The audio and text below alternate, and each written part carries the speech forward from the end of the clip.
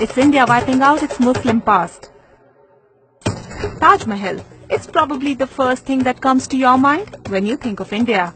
And why not? It's the most visited monument in the country, foreign dignitaries have it on their itinerary, and it's often making an appearance in Hollywood movies.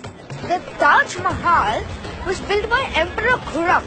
But authorities from the state of Uttar Pradesh, where the Mughal mausoleum is located, omitted this landmark in a recent tourism brochure. Tourists are instead encouraged to visit Hindu attractions such as the temples of Mathura and the riverside ghats of Varanasi. And this might be why. The state is ruled by Yogi Adityanath, who recently mentioned that the Taj Mahal has no connection with India's culture or heritage. Other politicians from the ruling party are also calling the Taj Mahal a symbol of barbarism. Now, the Taj Mahal was built by Mughal Emperor Shah Jahan in the 17th century. This UNESCO heritage site is a prominent landmark of the Indian subcontinent's Mughal history. But it's not the only one. The Mughals ruled for over 300 years, building a vast empire that spread across South Asia, ushering a golden age of art and architecture.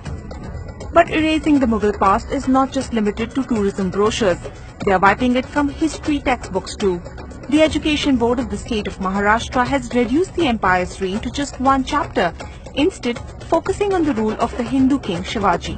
There have also been demands by Hindu right-wing parties that roads and monuments named after Mughal emperors be rechristened. One of the country's oldest train stations, the Mughal Sarai Junction, was renamed after a former Hindu leader that Prime Minister Modi idolizes.